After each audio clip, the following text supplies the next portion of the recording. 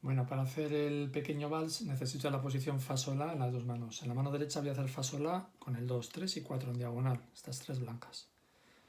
El dedo 1 recogido, el dedo 5 también recogido.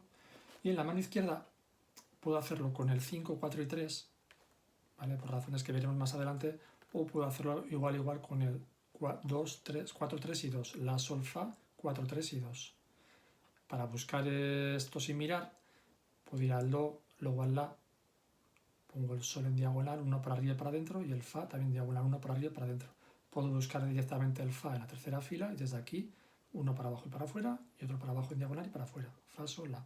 Con 3, 4 y 5, o con 2, 3 y 4. Si hago con 3, 4 y 5, tengo los dedos diferentes en cada mano. Estudiaría siempre a manos separadas, aunque sea la misma música y aunque fueran los mismos dedos. En este caso voy a hacerla ahora directamente a la vez. Tenso el fuelle y hay que tener cuidado de cuando bajamos el dedo 4 de la derecha de La, en la izquierda bajamos el 5. Si hacemos con 3, 4 y 5 en la izquierda.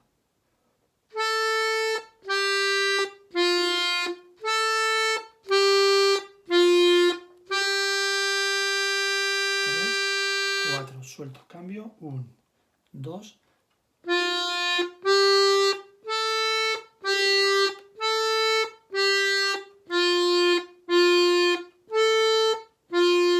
¿vale? Me para un poquito el decir un para explicar el cambio de fuelle.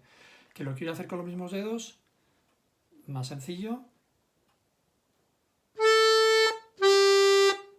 ¿Vale? Y también podría hacer, si quisiera, con el 5, 4 y 3 en la mano derecha. Pero de momento haríamos 2, 3, 4, 3, 4 y 5.